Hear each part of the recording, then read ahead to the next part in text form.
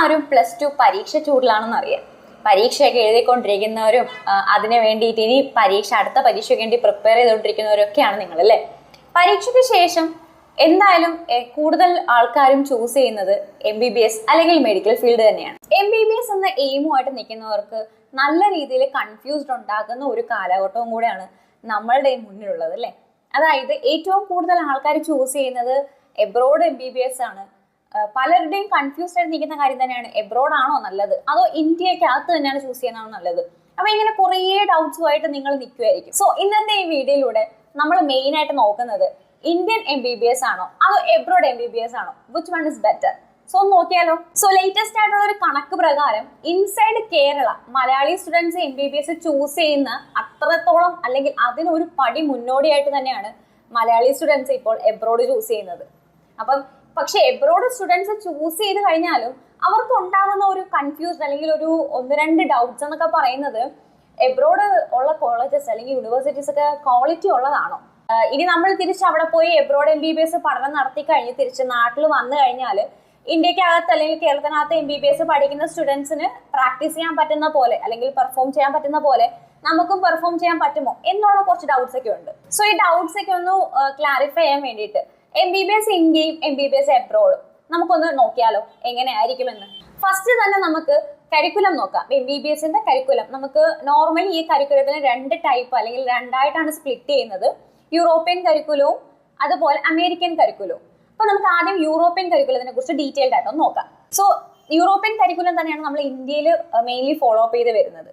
പക്ഷെ ഇതിനകത്തൊരു മാറ്റം വരുന്നതെന്ന് പറഞ്ഞാൽ കൺട്രി വൈസ് ഈ കോഴ്സിന്റെ പേരിനകത്ത് ചേഞ്ച് ഉണ്ടാകും. അതായത് എൻ്റെ സ്ട്രക്ചർ സെയിം തന്നെയാണ്, പക്ഷെ കൺട്രി വൈസ് നമുക്ക് ഈ കോഴ്സിന്റെ പേരിനകത്താണ് ചേഞ്ച് ഉണ്ടാകുന്നത്. എക്സാമ്പിൾ പറയുകയാണെന്നുണ്ടെങ്കിൽ ഇന്ത്യ, നേപ്പാൾ, ബംഗ്ലാദേശ്, പാകിസ്ഥാനിലൊക്കെ നമ്മൾ ഈ ഒരു കോഴ്സിന് MBBS പ്രോഗ്രാം എന്ന് തന്നെയാണ് അറിയപ്പെടുന്നത്. പക്ഷെ സെൻട്രൽ ഏഷ്യൻ കൺട്രീസിനകത്ത് ഈ ഒരു കോഴ്സിന് അറിയപ്പെടുന്നത് MD ജനറൽ ഫിസിഷ്യൻ എന്ന് പറഞ്ഞ പേരിലാണ്. സോ ഇതാണ് മെയിൻ ആയിട്ടുള്ളൊരു ഡിഫറൻസ് വരിക. ഈ യൂറോപ്യൻ കരിക്കുലം എന്താണെന്ന് നമ്മൾ നോക്കിക്കഴിഞ്ഞാൽ ഒരു സ്റ്റുഡന്റ് MBBS പ്രോഗ്രാം പഠിക്കാൻ പോകുന്ന ഒരു സ്റ്റുഡന്റിന്റെ ഫസ്റ്റ് ഇയർ ഓൺവേർഡ്സ് തന്നെ ക്ലിനിക്കൽ അല്ലെങ്കിൽ നോൺ ക്ലിനിക്കൽ സബ്ജക്ട്സ് അവർക്ക് ഫസ്റ്റ് ഇയർ ഓൺവേർഡ്സ് തന്നെ സ്റ്റാർട്ട് ചെയ്ത് തുടങ്ങും. സോ ഇവിടെ എക്സ്ട്രാ ബേസിക് സബ്ജക്ട്സുകളോ ഒന്നും അങ്ങനെ തന്നെ വരുന്നില്ല.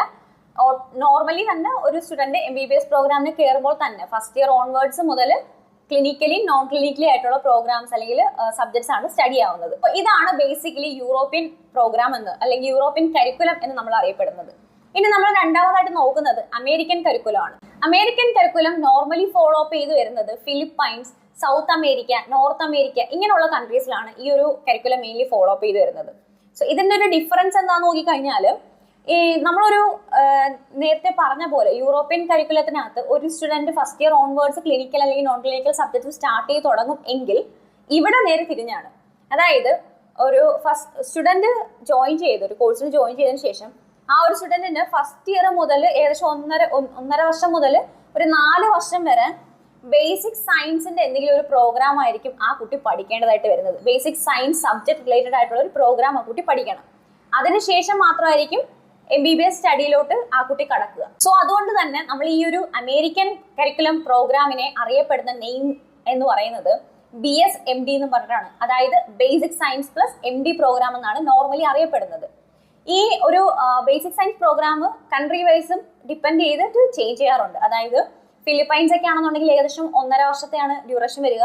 അമേരിക്കയൊക്കെ ആണെന്നുണ്ടെങ്കിൽ 4 വർഷത്തെ ഡ്യൂറേഷൻ ഒക്കെ ആയിരിക്കും വരുന്നത്.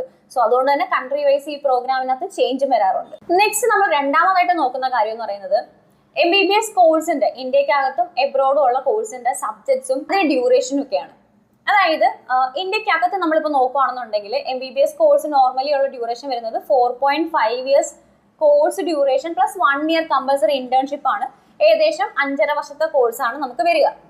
ഇവിടെ നമ്മൾ 19 സബ്ജക്ട്സ് ആണ് ടോട്ടൽ ആയിട്ട് ഒരു സ്റ്റുഡന്റ് MBBSന് പഠിക്കേണ്ടതായിട്ടുള്ളത്. പക്ഷെ എബ്രോഡ് നോക്കുകയാണെന്നുണ്ടെങ്കിൽ കൺട്രി വൈസ് ഈ ഒരു പ്രോഗ്രാമിന്റെ കോഴ്സ് നമുക്ക് മീൻസ് എന്താ പറയുന്നത് കോഴ്സ് ഡ്യൂറേഷൻ ചേഞ്ച് വരുന്നുണ്ട് കേട്ടോ. അതായത് ഒരു 5 to 6 ഇയേഴ്സ് വരുന്ന കൺട്രീസ് ഉണ്ട്, അപ് ടു 7 ഇയേഴ്സ് ഒക്കെ വരുന്ന കൺട്രീസ് ഒക്കെ ഉണ്ട്. ഓരോ കൺട്രി വൈസ് ആണ് ഈ പ്രോഗ്രാമിന്റെ കോഴ്സ് ഡ്യൂറേഷൻ ചേഞ്ച് വരുന്നത്. സബ്ജക്ട്സ് വൈസും ഇതുപോലെ തന്നെയാണ്. മോർ ദാൻ 19 സബ്ജക്ട്സ് ഒക്കെ പഠിക്കുന്ന കൺട്രീസും ഉണ്ട്. അതായത് നോർമലി നമ്മൾ MBBS ഇന്ത്യക്കകത്ത് പഠിക്കുന്ന സബ്ജക്ട്സ് എല്ലാം തന്നെ പഠിപ്പിക്കുന്നുണ്ട്, പക്ഷെ എന്നാൽ എക്സ്ട്രാ സബ്ജക്ട്സ് അവിടെ കവറപ്പ് ആവുന്നുണ്ട്. ഇതാണ് നോർമലി ആ ഒരു കോഴ്സ് കരിക്കുലം അല്ലെന്നുണ്ടെങ്കിൽ സ്ട്രക്ചറിനകത്ത് ആയിക്കോട്ടെ, അല്ലെങ്കിൽ അതിന്റെ കോഴ്സ് ഡ്യൂറേഷനകത്തൊക്കെ ചേഞ്ചസ് വരുന്നത്. ഇനി നമ്മൾ നെക്സ്റ്റ് മൂന്നാമതായിട്ട് നോക്കുന്നത് ഒരു കോളേജ് അല്ലെങ്കിൽ യൂണിവേഴ്സിറ്റി എബ്രോഡ് ആയിക്കോട്ടെ ചൂസ് ചെയ്യുന്ന സമയത്ത് റെക്കഗ്നൈസ്ഡ് ആണോ, അപ്രൂവൽ ആണോ, അതിന് സർട്ടൺ അഫിലിയേഷൻസോ അക്രഡിറ്റേഷൻസോ ഒക്കെ ഉള്ളതാണെന്നുള്ള വറീസ് ഒക്കെ ഉണ്ടാവും. സോ അത് നമുക്കൊന്ന് നോക്കാം ഇനി. അതായത് നോർമലി ഇന്ത്യക്കകത്ത് നമ്മൾ നോക്കുന്ന ഒരു യൂണിവേഴ്സിറ്റി ആണെന്നുണ്ടെങ്കിൽ ഇന്ത്യയുടെ തന്നെ പ്രൊഫഷണൽ റെഗുലേറ്ററി ബോഡി ആയിട്ടുള്ള NMC, നാഷണൽ മെഡിക്കൽ കമ്മീഷന്റെ അണ്ടറിൽ വരുന്ന കോളേജസ്, അതായത് ഈ NMCയുടെ അപ്രൂവൽ ഉള്ള കോളേജസ് മാത്രം ചൂസ് ചെയ്യുക. എന്നാൽ മാത്രമേ നിങ്ങൾക്ക് ആ ഒരു സർട്ടിഫിക്കറ്റ് കൊണ്ട് വാല്യൂ ഉണ്ടാകത്തുള്ളൂ. ഇതുപോലെ തന്നെയാണ് എബ്രോഡ് കൺട്രീസിന്റെ കാര്യമായിക്കോട്ടെ, വേറുള്ള ഏത് കൺട്രീസിലായിക്കോട്ടെ. അതായത് ഓരോ കൺട്രീസിനും അവരുടേതായിട്ടുള്ള പ്രൊഫഷണൽ റെഗുലേറ്ററി ബോഡീസ് ഉണ്ട്. സോ ആ ഒരു റെഗുലേറ്ററി ബോഡിയുടെ അണ്ടറിൽ വരുന്ന കോളേജസ് മാത്രം ചൂസ് ചെയ്യാനായിട്ട് ശ്രദ്ധിക്കണം. ഇതാണ് മെയിൻ ആയിട്ടുള്ള ഇമ്പോർട്ടന്റ് കാര്യം എന്ന് പറയുന്നത്. ഇനി ഇന്റർനാഷണൽ സ്റ്റാൻഡേർഡ്സിന്റെ കാര്യത്തിൽ വരുവാണെന്നുണ്ടെങ്കിൽ നമ്മളിപ്പം ഒരു കൺട്രിയിൽ പോയി പഠിച്ചതിന് ശേഷം വേറൊരു കൺട്രിയിൽ അല്ലെങ്കിൽ വേറൊരു രാജ്യത്തോട്ട് പോയി നമുക്ക് വർക്ക് ചെയ്യാനായിട്ട് ആഗ്രഹം ഉണ്ടെന്നുണ്ടെങ്കിൽ ആ ഒരു നമ്മൾ ഏത് കൺട്രി ആണോ പഠിക്കാനായിട്ട് ചൂസ് ചെയ്യുന്നത് ആ ഒരു കൺട്രിയിലെ യൂണിവേഴ്സിറ്റീസിന് WHO-യുടെയും WFMEയുടെയും അക്രഡിറ്റേഷൻസ് ഒക്കെ ഉള്ളോ, ആ ഒരു അപ്രൂവൽ ഉണ്ടോ എന്നുള്ളതും കൂടെ നമ്മൾ ചെക്ക് ചെയ്യേണ്ടതായിട്ടുണ്ട്. എന്നാൽ മാത്രമേ നമ്മൾ ആ യൂണിവേഴ്സിറ്റിയിൽ പഠിച്ചതിന് ശേഷം after completing the course we can go to other countries and work. Okay, എന്നാൽ മാത്രം നമുക്ക് അങ്ങനെയുള്ള കൺട്രീസിലൊക്കെ പോയി വർക്ക് ചെയ്യാനുള്ള ഓപ്ഷൻസ് ഉണ്ടാവുള്ളൂ. ഇതുപോലെ തന്നെയാണ് നമ്മൾ എബ്രോഡ് പോയിട്ട് MBBS ഒക്കെ പഠിച്ചതിന് ശേഷം തിരിച്ച് നാട്ടിൽ വന്ന് പ്രാക്ടീസ് ചെയ്യാൻ നോക്കിക്കഴിഞ്ഞാലും സെയിം കാര്യങ്ങളാണ് നമുക്ക് വരിക. അതായത് എബ്രോഡ് പോയി ഒരു MBBS പഠനം നടത്തിയ സ്റ്റുഡന്റ് തിരിച്ച് നാട്ടിൽ വന്നിട്ട് നമ്മൾ നാട്ടിനകത്ത് ഇന്ത്യക്കകത്ത് പ്രാക്ടീസ് ചെയ്യാൻ നോക്കുകയാണെന്നുണ്ടെങ്കിൽ NMC ഇറക്കിയിട്ടുള്ള FMGL റെഗുലേഷൻ 2021 നവംബർ 18, 2021 ഇറക്കിയിട്ടുള്ള റെഗുലേഷൻസ് പാലിക്കുന്ന യൂണിവേഴ്സിറ്റീസ് മാത്രം സെലക്ട് ചെയ്യാനായിട്ട് ശ്രദ്ധിക്കണം. ഈ ഒരു ഫോംസ് അല്ലെങ്കിൽ regulation certain rules follow up ചെയ്യുന്ന യൂണിവേഴ്സിറ്റീസ് മാത്രം എടുത്താൽ മാത്രമേ നിങ്ങൾക്ക് തിരിച്ച് നാട്ടിൽ വന്നിട്ട് പ്രാക്ടീസ് ചെയ്യാനുള്ള പോസിബിലിറ്റി ഉണ്ടാവുകയുള്ളൂ. ഇനി നെക്സ്റ്റ് ഇതുപോലെ ഒരു ഇമ്പോർട്ടന്റ് കാര്യമാണ് കോസ്റ്റ്. അതായത് നമ്മൾ സ്റ്റഡി ബേസ് ചെയ്തിട്ടുള്ള കോസ്റ്റ് എങ്ങനെയാണെന്നുള്ളത് നമ്മൾ എൻ്റെലി അനലൈസ് ചെയ്യും അല്ലേ, എന്നിട്ട് മാത്രമായിരിക്കും ഒരു കൺട്രി അല്ലെങ്കിൽ ഒരു യൂണിവേഴ്സിറ്റി ചൂസ് ചെയ്യുന്നത്. അപ്പൊ നമ്മൾ ഇവിടെ ഇന്ത്യക്കകത്തൊക്കെ നോക്കിക്കഴിഞ്ഞാൽ 25,000 രൂപ മുതൽ ഇയർലി ഫീസ് കൊടുത്ത് പഠിക്കാൻ പറ്റുന്ന ഗവൺമെന്റ് യൂണിവേഴ്സിറ്റീസ് ഉണ്ട്. അത് മെറിറ്റിൽ നമ്മൾ സീറ്റ് അഡ്മിഷൻ കിട്ടിയാൽ മാത്രമേ നമുക്ക് ഇയർലി 25,000 കൊടുത്തിട്ട് പഠിക്കാനുള്ള ഓപ്ഷൻസ് അവൈലബിൾ ആയിട്ടുള്ളൂ. അപ്പൊ അത്രയും കുറഞ്ഞ ഫീസിൽ തന്നെ നമുക്ക് പഠിക്കാനുള്ള ഓപ്ഷൻസ് അവൈലബിൾ ആണ്. പക്ഷെ അത്രയും മാർക്ക് നമ്മൾ സ്കോർ ചെയ്യണം നീറ്റിനകത്ത്. ഈ മാർക്ക് കുറഞ്ഞ സ്റ്റുഡൻസ് ആയിക്കോട്ടെ അല്ലെങ്കിൽ അഡ്മിഷൻസ് കിട്ടാത്ത സ്റ്റുഡൻസ് നേരെ പോകുന്നത് പ്രൈവറ്റ് അല്ലെങ്കിൽ ഡീംഡ് യൂണിവേഴ്സിറ്റീസിലാണ്. കേരളത്തിനകത്തുള്ള പ്രൈവറ്റ് അല്ലെങ്കിൽ ഡീംഡ് യൂണിവേഴ്സിറ്റീസിൽ നമ്മൾ അഡ്മിഷൻസ് ഒക്കെ നോക്കുന്നവരാണെന്നുണ്ടെങ്കിൽ ആവറേജ് ഒരു 50 lakhs ആണ് ബഡ്ജറ്റ് വരിക. അവർക്ക് 50 ലക്ഷത്തിനകത്തായിരിക്കും ബഡ്ജറ്റ് കേരളത്തിനകത്ത് ഏറ്റവും കുറഞ്ഞ സംസ്ഥാനമായിട്ടുള്ള. അതായത് MBBS ഫീസ് മേടിക്കുന്നതിനകത്ത് പ്രൈവറ്റ് അല്ലെങ്കിൽ ഡീംഡ് യൂണിവേഴ്സിറ്റീസിന്റെ ഫീസ് കമ്പയർ ചെയ്ത് നോക്കുകയാണെങ്കിൽ അതർ സംസ്ഥാനത്തെ കമ്പയർ ചെയ്ത് നോക്കുകയാണെങ്കിൽ ഏറ്റവും കുറഞ്ഞ ഫീസ് വാങ്ങുന്നത് കേരളമാണ് കേട്ടോ. അതുകൊണ്ട് തന്നെയാണ് ഏറ്റവും കുറഞ്ഞ ബഡ്ജറ്റ് 50 lakhs ഒക്കെ വരുന്നത്.